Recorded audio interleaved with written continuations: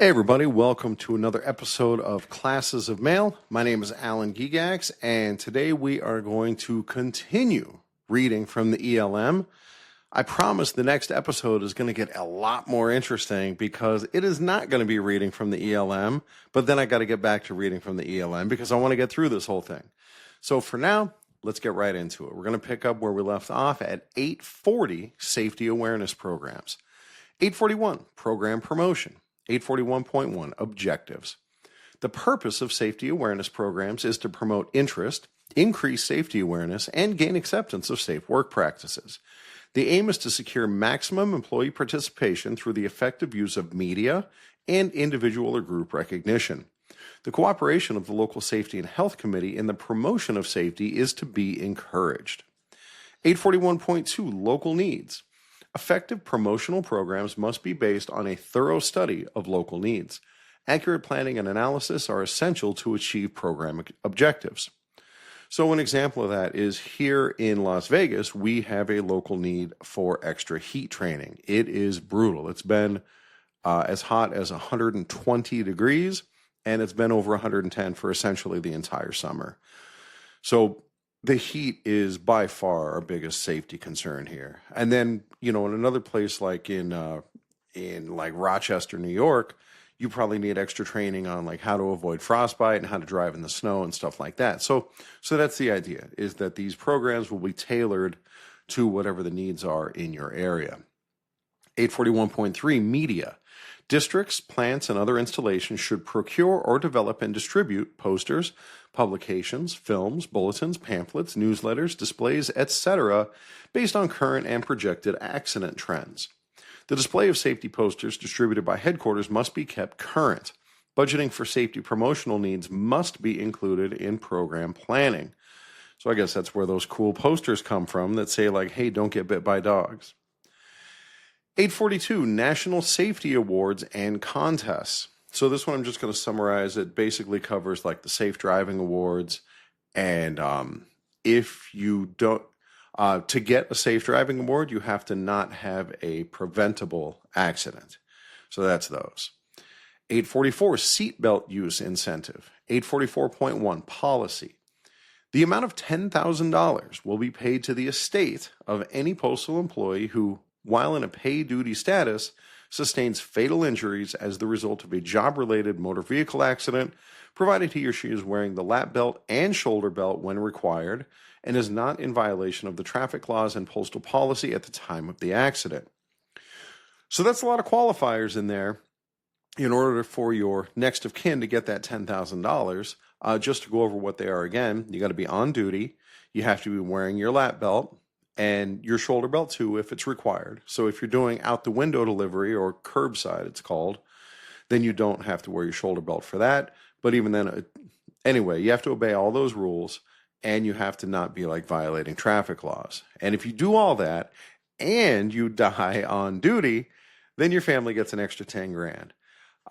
My suggestion would be to do that stuff all the time anyway. Of course, always wear your seatbelt and obey traffic laws, and do whatever you can not to get killed on the job.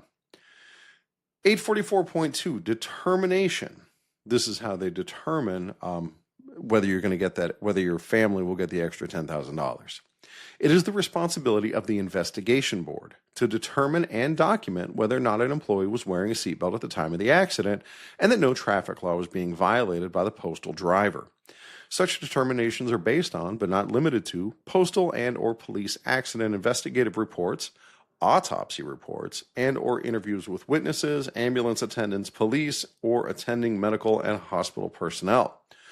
For purposes of this incentive program, where determination and documentation cannot be made or is conflicting, it will be assumed that the employee was wearing a seatbelt and was in compliance with the law. Oh, well, I guess that's something, right? If they can't prove that you were in violation, then your family will get the 10 grand. So we got that. Next, we skip all the way down to 853.2 Drills. At least one emergency evacuation must be conducted annually on each work tour. Sheltering drills are appropriate in locations prone to tornadoes or earthquakes. The importance of fire drill training must be impressed upon all Postal Service employees. In conducting fire drills, the following objectives must be met. Before we get into those objectives, I cannot tell you the last time we had a fire drill at my station. Now, it is entirely possible that we did a fire drill on a day that I was off. It just says you have to do one per year. But if I were going to guess the last time my station actually did a fire drill, I would guess that it was 5 years ago, maybe longer. That's hard to say. It's been a while, at least to my knowledge. Right? Again, it could have happened when I wasn't there. So anyway, in conducting fire drills, the following objectives must be met. Prompt sounding of alarms and notification of fire department, police, or other emergency services. Orderly evacuation in minimum time. Proper securing of mail, monies, receipts, and valuable papers. Correct performance of EAP assignments by designated EET members and alternates. And then the next few sections are about fires in general and fire safety, and somehow they don't mention LLVs. Go figure. 857, vehicle protection. Fire extinguishers and emergency warning kits are to be placed in vehicles in accordance with Handbook PO 701, Fleet Management. But again, somehow that doesn't include LLVs. These trucks that would be catching on fire, no fire extinguishers for those. Let them burn, baby, let them burn. 860, we get on to the next section here. Occupational health services. Scope. 861, scope. 861.1, program overview. The Postal Service is committed to a comprehensive national medical and occupational health program consisting of administrative functions, wellness initiatives, and other medically related activities designed to address the health and safety of employees in the workplace. 861.2, mission. The mission of occupational health services is to reinforce the relationship between health, productivity, and the achievement of the Postal Service's business goals. This is accomplished through the development of quality programs and policies designed to promote and maintain employee health and to help ensure a safe, healthful work environment. So when you have safety issues, these are the kind of things that you're going to cite, that it is management's responsibility, that we have this mission to keep our workplace safe. You know, in agreements, you might just cite Section 8 of the ELM in general, but there are specific lists in here and specific points that are going to make your case that, like, dude, this issue that we have at the station is not okay, and here's why. This is what we're supposed to be doing. So we continue on. The program's services include, but are not limited to the following activities. A, providing preventive medical programs in health counseling, education, and training. B, managing the care of acutely ill or injured employees. C, determining medical ability of applicants and employees to perform the functions of the job. I know this has come up before, but I don't think that new hires have to go through any kind of actual medical screening. Maybe they do, but I don't think they do. If you know different, let me know. If you know different on anything, right? That's always my standing policy. If I'm wrong about something, or if you can shed light on it, classesofmail@gmail.com. D, managing applicant and employee drug and alcohol testing programs. Dude, I don't think we do that anymore either. E, managing compliance with the regulatory requirements of the 1, Department of Transportation, 2, Office of Workers' Compensation Programs, 3, Occupational Safety and Health Administration, and 4, other entities for which program compliance is required. F, managing the medical records of applicants and employees. G, providing recommendations regarding physical capabilities, limitations, accommodation, and rehabilitation of disabled employees or applicants. H, providing immunization services and participating in community health programs such as blood pressure, glaucoma, and diabetes assessments and blood bank programs. Dude, I'm in a pretty big district here in Las Vegas, and I don't think we do any of this stuff. I've never seen these kind of programs. Maybe it's done through the NALC Health Benefit Plan, but that's not what they're talking about here. I, assisting in the prevention of job-related illnesses and injuries. J, collecting and analyzing epidemiologic data to detect statistical trends in occupational illness or injury. Well, dude, if they're doing that here, they're definitely seeing an uptick in heat-related illnesses. This summer has been absolutely brutal here in Las Vegas. 862, policies. 862.1, general policy. It is the policy of the Postal Service to provide and maintain work environments that are conducive to and promote the good health and safety of all employees. And once again, they don't mention the LLVs. Those are not conducive to good health and safety of employees. 864, medical assessments and examinations.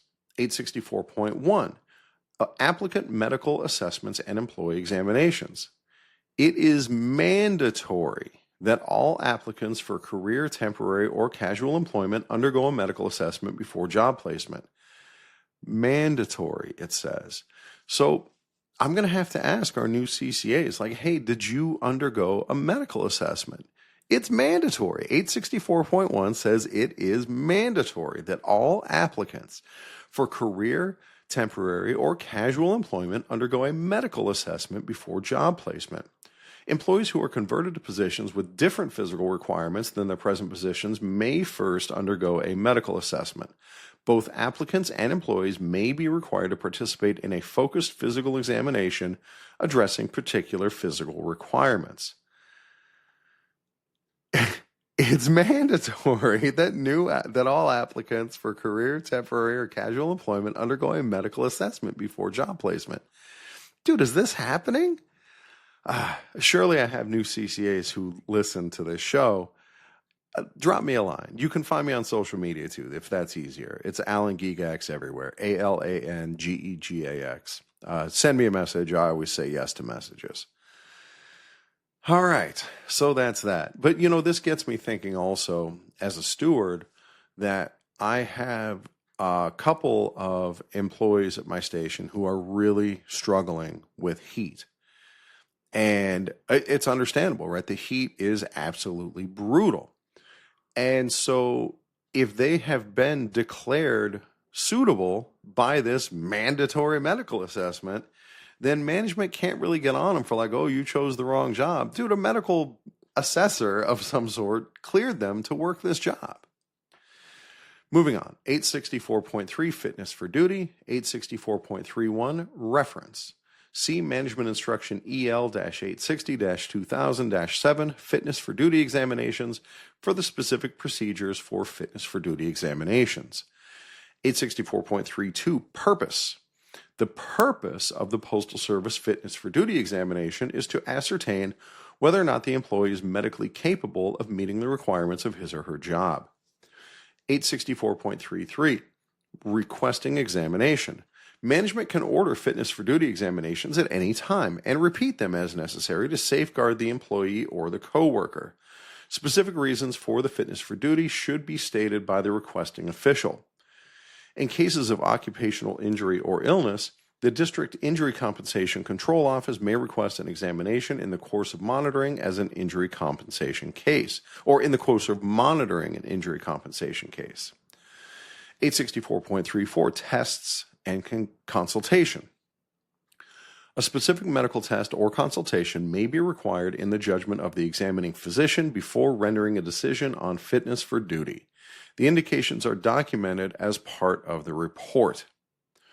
Before we go on to 865, I'm going to digress here for a second. I've noticed when I am reading that I have kind of a buffer of what I'm reading versus what's coming out of my mouth. And it typically runs around 5 words. So what you're hearing come out of my mouth is about 5 words behind what I'm reading with my eyes. And I imagine that that's one of the things that makes me a capable reader. Like if I had to just read one word at a time and try to say it, there's no way I could read smoothly. And I bet that that is a difficulty that some people have, and I appear to be lucky in that way. But I bet you that there are people who have a buffer way bigger than 5 words, and they read like way ahead and can keep talking. And maybe it's something that I'll look up after I get done with this episode, if I remember, which I probably won't. But maybe when I'm listening back to it, I'll look it up. But the other thing about it is once I realized it a few episodes ago that that's what I was doing, and it became really distracting. Like somebody who's high and notices like the way their fingers move, and now that's all they can look at, and then their fingers don't move normally. And so the difficulties of being a podcaster, I guess. But that was just something interesting that I noticed, and sometimes I have a hard time unnoticing it. All right, next. 865, return to duty after absence for medical reasons. 865.1, clearance required. All bargaining unit employees and those non-bargaining unit employees returning from non-FMLA absences, the decision to clear an employee to return to work rests with management. Management can require employees who have been absent due to an illness, injury, outpatient medical procedure, or hospitalization to submit documentation in order to clear their return to work when management has a reasonable belief, based upon reliable and objective information, that A, the employee may not be able to perform the essential functions of his or her position, or B, the employee may pose a direct threat to the health or safety of his or herself or others due to that medical condition. Like, dude, if you have weeping sores that are ejecting slime and stuff, hopefully they don't let you back on the workroom floor. In making the decision whether to require documentation in order to clear the employee's return to work, management must consider the following in order to make an individualized assessment. A, the essential functions of the employee's job. B, the nature of the medical condition or procedure involved. And C, any other reliable and objective information. When management is considering requesting return to work documentation, management should also seek guidance from the following regarding the return to work decision. A, occupational health nurse administrator. B, occupational health nurse. And or C, postal service physician. Which I guess means that there are postal service physicians. I wonder if that job pays well. Like, how does it pay compared to a private sector physician? Are these the people who graduated at the end of their class in medical school? Or are they people who got the system figured out and like, dude, I got this cake job working for the post office. It's low stress, pays well, government benefits. I don't know. I never even knew such a position existed until I read this in the ELM. After consideration of the medical information, the employee's working conditions, and any other pertinent information, management is to make the decision to clear the employee's return. Medical personnel consult with management but do not have authority to clear the employee to return to duty.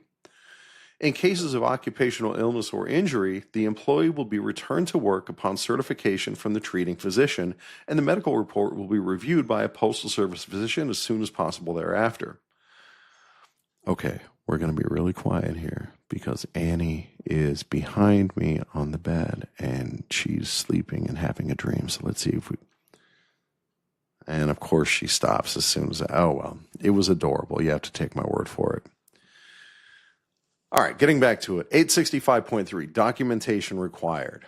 Medical clearances pursuant to 865.1 must be detailed medical documentation and not simply a statement that an employee may return to work. A, there must be sufficient information to make a determination that the employee can perform the essential functions of his or her job and do so without posing a significant risk of substantial harm to oneself or others. B, the documentation must note whether there are any medical restrictions or limitations on the employee's ability to perform his or her job and any symptoms that could create a job hazard for the employee or other employees.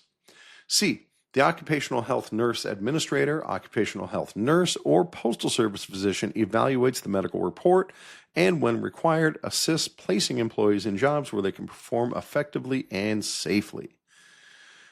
865.4, assignments. Installation heads may temporarily assign any employee returning to duty to a modified work assignment during the employee's rehabilitation or recovery period, consistent with operational needs and obligations under any applicable collective bargaining agreement or federal law. 865.5, fitness for duty examinations.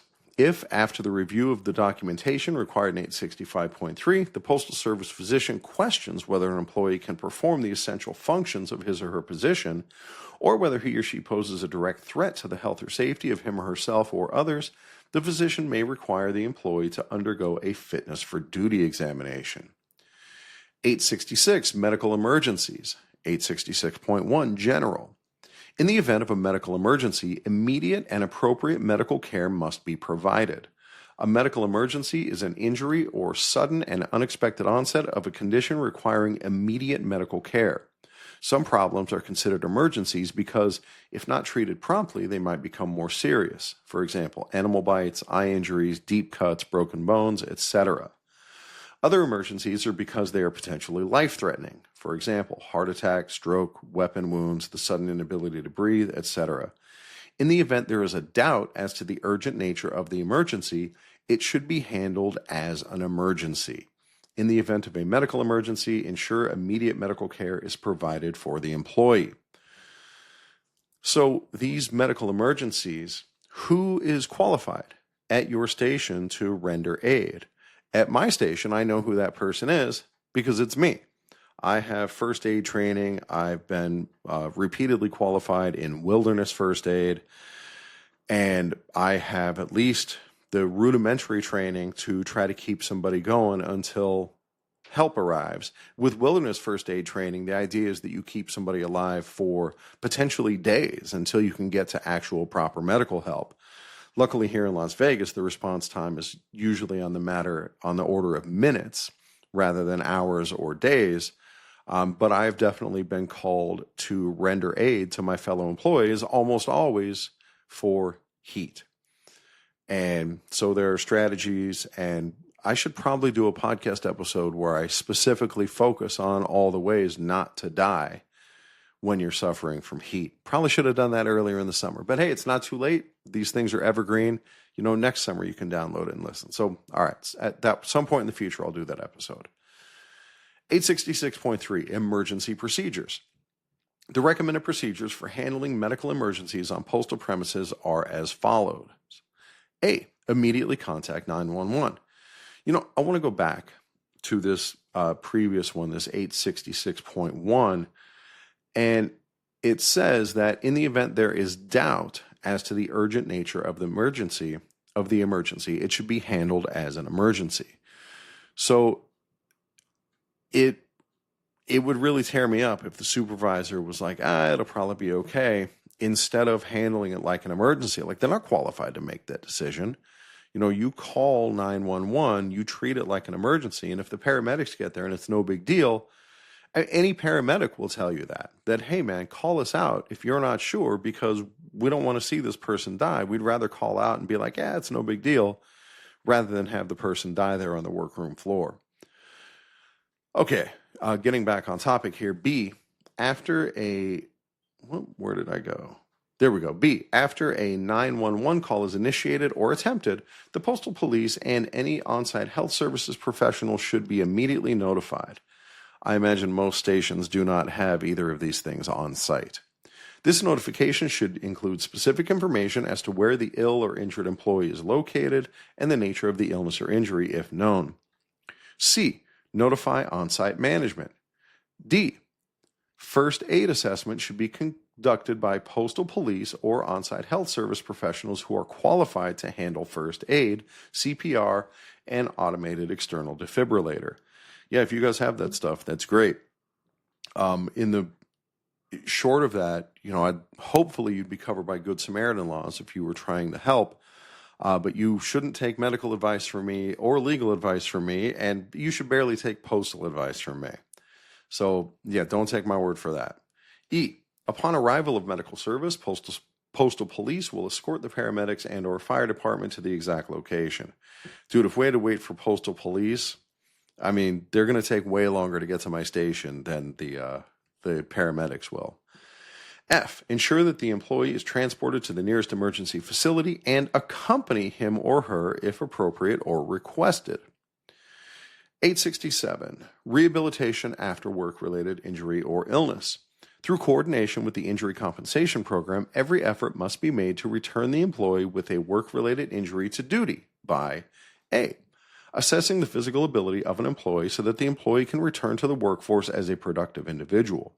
B, recommending assignments in which the pace and physical requirements minimize risk of injury.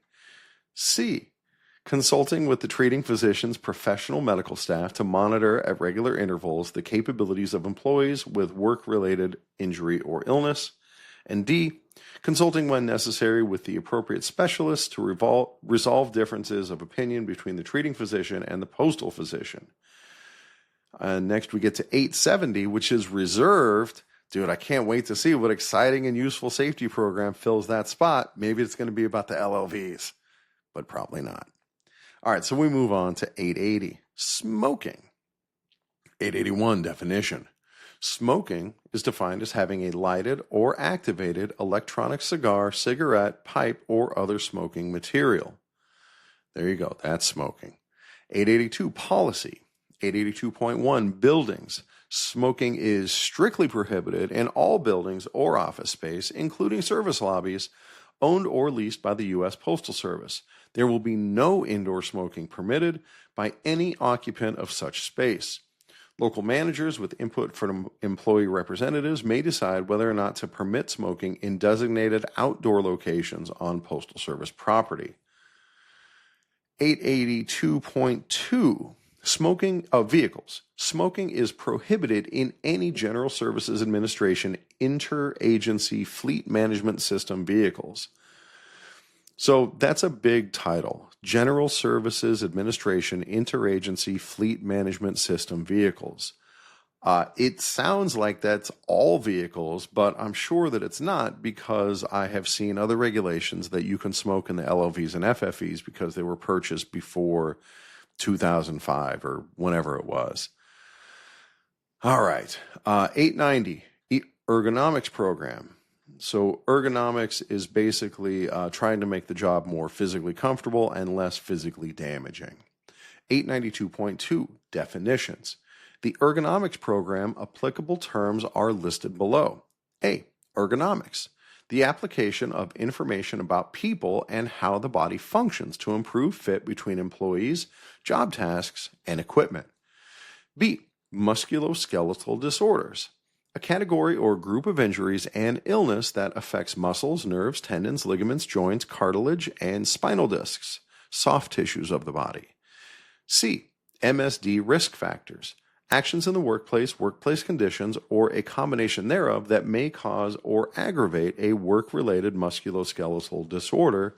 Examples include 1, forceful exertions, 2, awkward postures, 3, contact stress, 4, repetitive exertions, and 5, physical agents within the environment such as vibration, temperature, and lighting. Yeah, turns out temperature can be a real bear. I don't know if you guys know anything about that, but yeah, temperature is listed as one of these things. All right, and then finally we get to the rest of the 890s are devoted to management's infrastructure for the ergonomics program. And guys, that is the end of the 8s. All we have left are the 9s. And the 9s are how many pages? Well, it doesn't matter. We got to read through them anyway. But then we're going to be done. And we can move on to season 4 when we start learning about our own union and how you and I do right by each other. Next episode should be an exciting announcement, at least exciting for me. So be sure to tune in for that one and share it around with your friends. And I look forward to seeing you then. Take care, everybody.